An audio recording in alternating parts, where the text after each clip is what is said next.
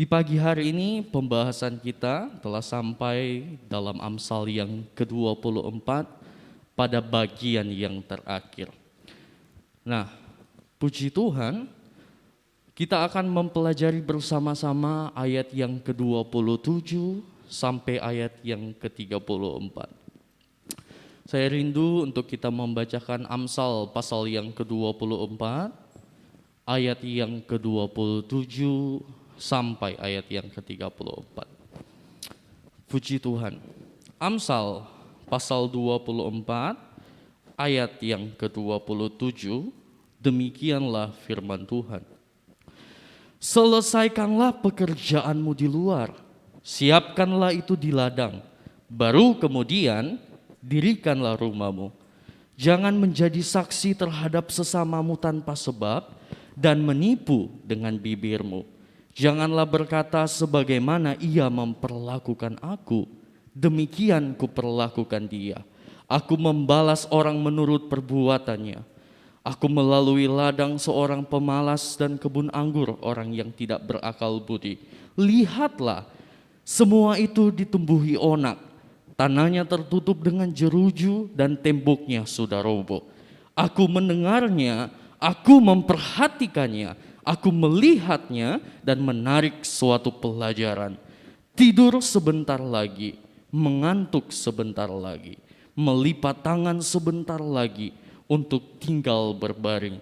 Maka datanglah kemiskinan seperti seorang penyerbu dan kekurangan seperti orang yang bersenjata. Puji Tuhan Bapak Ibu Saudara, kalau kita lihat dari ayat 23 sampai ayat yang ke-34, itu adalah bagian dari lanjutan ucapan-ucapan bijaksana yang dituliskan oleh Raja Salomo. Dan ucapan-ucapan atau perkataan bijak itu sekaligus menjadi sebuah peringatan bagi setiap kita, orang-orang yang percaya, orang-orang yang beriman kepada Tuhan di akhir-akhir zaman ini. Sehingga dari perkataan-perkataan itu yang mengingatkan kita, kita tidak gampang untuk menyimpang. Kita tidak menyimpang dari kebenaran, tidak keluar dari lajurnya Tuhan. Bahkan kita tidak melupakan tanggung jawab kita sebagai seorang percaya. Nah, sebab itu di pagi hari ini saya mau angkat satu tema, yaitu jangan lalaikan tanggung jawabmu. Jangan lalaikan tanggung jawabmu. Amsal pasal 24.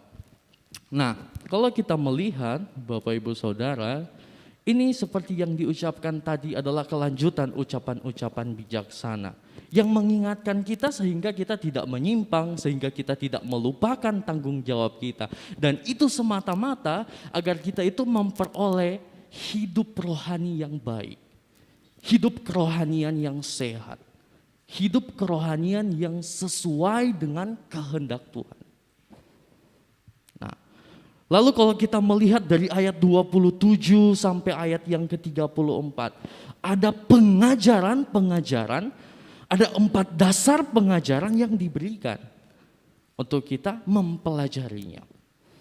Di ayat yang ke-27 itu berbicara soal bagaimana seseorang harus mendirikan rumah tangga.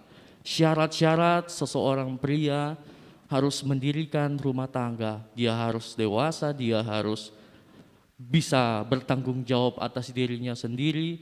Lalu di ayat yang ke-28 ada pengajaran tentang bagaimana seorang percaya harus menjadi saksi yang sesuai, yang benar dengan kebenaran firman Tuhan. Yang di dalam kehidupannya tidak ada tipu, tidak ada celah, perkataannya tidak ada aib sedikit pun. Bahkan di ayat yang ke-29 kita melihat secara langsung firman Allah mengajarkan tentang bagaimana kita harus melakukan kasih. Di situ dikatakan saudara, janganlah berkata sebagaimana ia memperlakukan aku, demikian kuperlakukan dia. Firman Tuhan berkata, jangan melakukan seperti itu. Jika orang melakukan yang tidak baik kepada kita, kita harus melakukannya, membalasnya dengan kasih. Lalu di pengajaran yang keempat, ada pengajaran tentang bagaimana kita sebagai orang percaya harus memiliki sifat-sifat yang berkenan kepada Allah. Di ayat yang ke-30, Raja Salomo atau orang yang berhikmat di sini menuliskan tentang seorang pemalas. Dan kita harus mengambil pelajaran dari seorang pemalas ini. Karena sifat pemalas adalah sifat yang tidak berkenan di mata Tuhan. Itu sebabnya kita harus menarik pelajaran untuk kita memperoleh sifat yang baik dan berkenan di hadapan Tuhan. Nah, kita langsung saja saudara melihat dan mempelajari tentang ladang seorang pemalas dan kebun anggur orang bodoh. Itu ada di ayat yang ke-30 dan ayat yang ke-31. Kita akan lihat ayat ini bersama-sama. Ladang dan kebun anggur. Amsal pasal 24 ayat yang ke-30. Demikianlah firman Tuhan. Aku melalui ladang. Raja Salomo waktu itu melalui sebuah ladang, seorang pemalas dan kebun anggur orang yang tidak berakal budi. Setelah dia melalui ladang itu dan lihat ladang itu, apa yang ditemui oleh Raja Salomo. Amsal 23 ayat 31. Lihatlah, semua itu ditumbuhi onak. Tanahnya tertutup dengan jeruju dan temboknya sudah roboh. Kalau kita melihat dan membaca ayat ini, saudara, kita dapat menarik satu kesimpulan bahwa ladang dan kebun anggur ini terbengkalai. Sehingga ditumbuhi onak, jeruju, bahkan tembok-tembok yang telah roboh. Kita tahu bersama-sama ladang itu adalah suatu lahan yang seharusnya dapat memberikan hasil yang baik, saudara. Dapat memberikan sesuatu hasil yang baik. Dan kebun anggur juga demikian, menghasilkan buah yang baik. Tetapi keadaan waktu itu yang dilihat oleh Raja Salomo ialah onak, jeruju, dan tembok yang sudah roboh. Apa yang menyebabkan itu, saudara? Raja Salomo melihat keadaan ladang dan kebun anggur yang terbengkalai. Dan itu dikarenakan seseorang yang mengabaikan tanggung jawab. Dia memiliki ladang, tetapi dia tidak mengerjakan tanggung jawabnya dengan baik. Sehingga ladang itu terbengkalai. Tidak dapat menghasilkan sesuatu yang baik. Hanya ditumbuhi onak, semak duri, dan juga tembok-tembok yang roboh. Gak terawat, saudara. Dan kita akan mempelajari ini. Karena sebagai orang percaya kita mempunyai tanggung jawab. Kita memiliki tanggung jawab yang harus kita kerjakan. Puji Tuhan. Dan apa yang dilihat Raja Salomo pada waktu itu? Di waktu-waktu yang datang. Itu terjadi secara rohani oleh bangsa Israel. Kalau kita melihat kitab Nabi Yesaya pasal yang ke-5 ayat yang ke-7. Firman Tuhan berkata, sebab kebun anggur Tuhan semesta Allah ialah kaum Israel. Dan orang Yehuda ialah tanaman-tanaman kegemarannya. Dinantikannya keadilan, tetapi hanya ada kelaliman. Dinantinya kebenaran, tetapi hanya ada keonaran. Kita melihat ada hal yang sama di mana bangsa Israel dan pemilik ladang yang ada di Amsal, mereka melalaikan tanggung jawab mereka. Allah menantikan keadilan, saudara, tapi yang ada hanya kelaliman. Allah menantikan kebenaran, tetapi yang didapatinya ialah keonaran. Dan itu disebabkan karena mereka melalaikan tanggung jawab mereka sebagai umat pilihan Allah yang harus hidup sesuai dengan kebenaran firman Tuhan. Sejak peristiwa kejatuhan Raja Salomo, bangsa Israel terpecah-pecah, saudara. Dan mereka mulai hidup sesuai dengan kehendak dirinya masing-masing. Mereka melalaikan tanggung jawab mereka. Dan apa hasilnya? Allah nantikan keadilan, hanya keonaran dan kelaliman yang nampak dari bangsa itu. Kita sebagai orang percaya yang hidup di akhir zaman mempunyai tanggung jawab. Dan tanggung jawab itu tidak boleh kita lalaikan.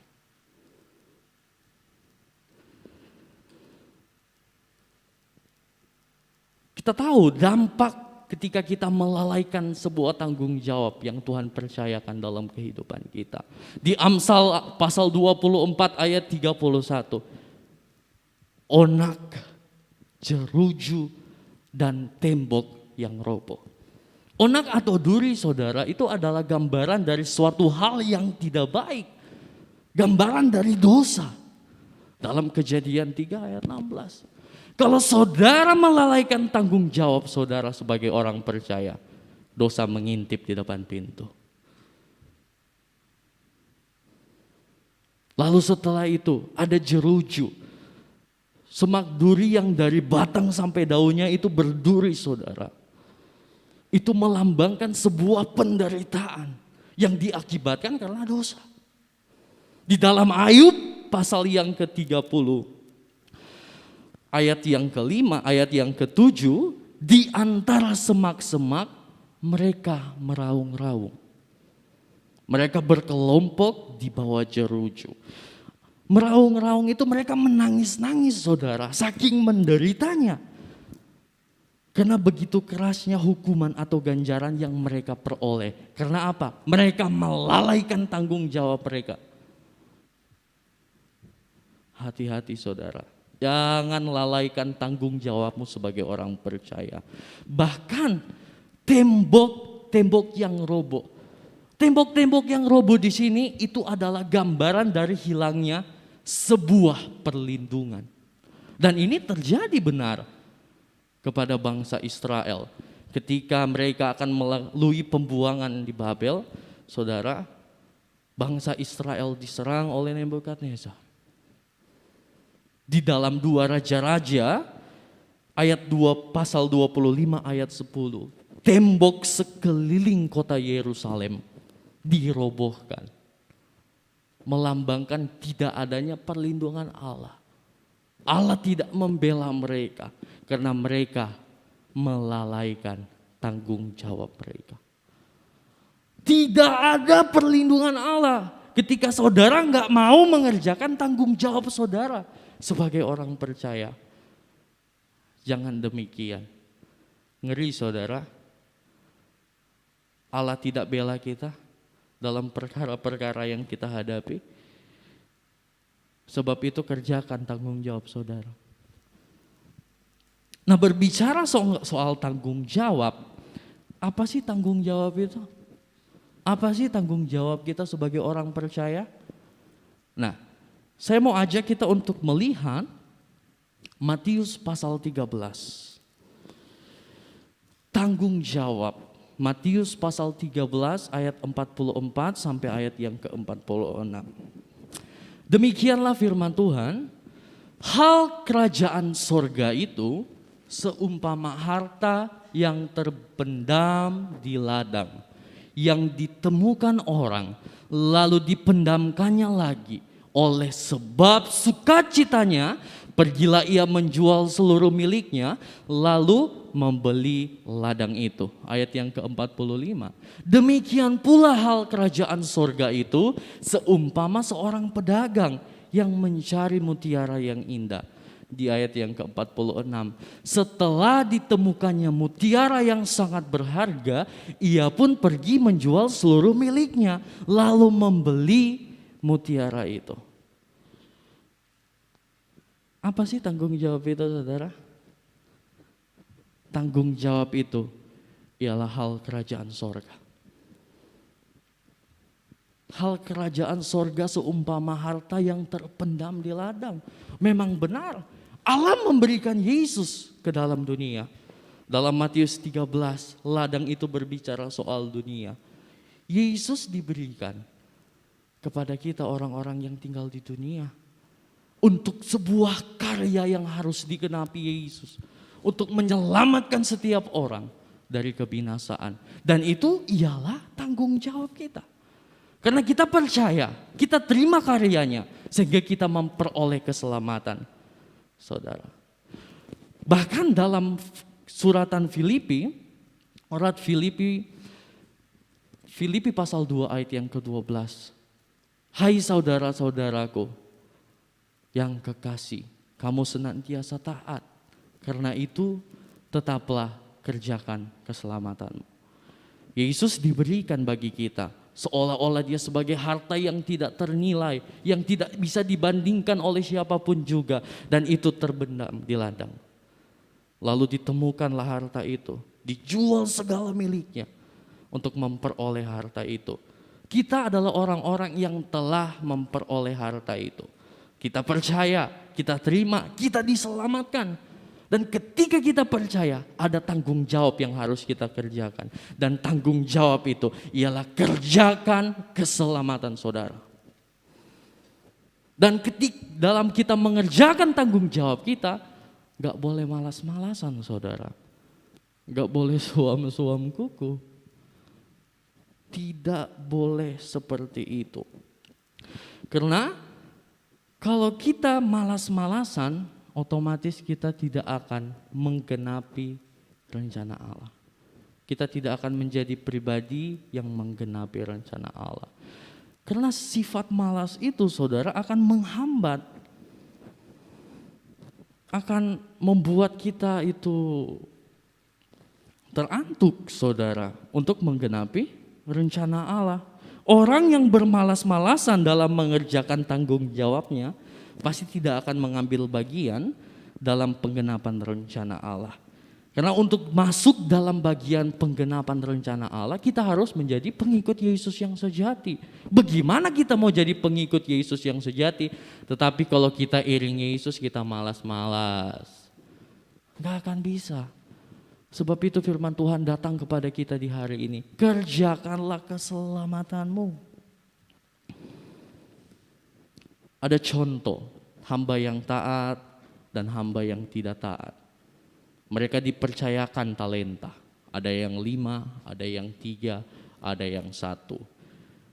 Yang taat, dia rajin kerjakan itu, tanggung jawabnya. Sehingga segala sesuatu ditambahkan kepadanya. Tetapi hamba yang tidak taat, dia malas-malasan. Dia cuma gali tanah, dia tanam talenta itu, dan dia biarkan begitu saja. Apa yang dialami oleh dia? Apa yang dia miliki diambil kepadanya. Sehingga dia kekurangan. Sebab itu janganlah kita seperti itu. Tuhan mempercayakan sesuatu kepada kita. Kita harus kerjakan dengan sungguh-sungguh. Kita harus kerjakan dengan sebaik-baik mungkin saudara. Ladang. Kita semua mempunyai itu. Kita mempunyai tanggung jawab yang harus kita kerjakan. Tetapi kalau kita meresponinya dengan malas, waduh, kekurangan yang kita tuai. Tetapi kalau kita meresponinya dengan rajin saudara, dengan sungguh-sungguh, maka kita akan memperoleh hal-hal yang berlimpah, baik secara jasmani maupun secara rohani. Begitu juga yang dikatakan dalam 2 Petrus 1 ayat 5 dan 8. Justru karena itu kamu harus dengan sungguh-sungguh berusaha untuk menambahkan. Sungguh-sungguh berusaha, bukan malas-malasan saudara. Kerjakan tanggung jawabmu itu dengan sungguh-sungguh. Berusaha untuk menambahkan imanmu. Kepada kebajikan kepada pengetahuan, sampai kepada kasih agape.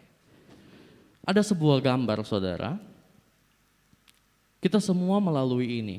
Kita mengiringi Yesus, kita mengerjakan tanggung jawab kita. Dan ketika kita mengerjakan tanggung jawab kita itu, kita gak boleh mengerjakan tanggung jawab itu dengan malas-malasan. Hari ini ada, besok hilang. Hari ini muncul, besok hilang. Enggak. Tetapi kita harus mengerjakan tanggung jawab itu saudara dengan sungguh-sungguh. Dari iman, dari keselamatan kita tambah dengan kebajikan. Dari kebajikan kita tambah ke pengetahuan. dan pengetahuan kepada penguasaan diri, sampai seterusnya. Kita harus tambahkan itu, kita kerjakan keselamatan kita dengan sungguh-sungguh. Gak boleh malas-malasan, sehingga pada satu saat nanti kita akan sampai sama seperti Kristus, sempurna. Itu yang harus kita kejar. Sebab itu jangan saudara lalai, saudara. Kerjakanlah tanggung jawab saudara. Karena kesimpulannya ketika kita menjadi orang percaya yang rajin dalam melakukan tanggung jawab kita, kita tidak akan pernah kekurangan, melainkan kita terus berkelimpahan di dalam Kristus sampai kedatangan Tuhan kali yang kedua. Terima kasih.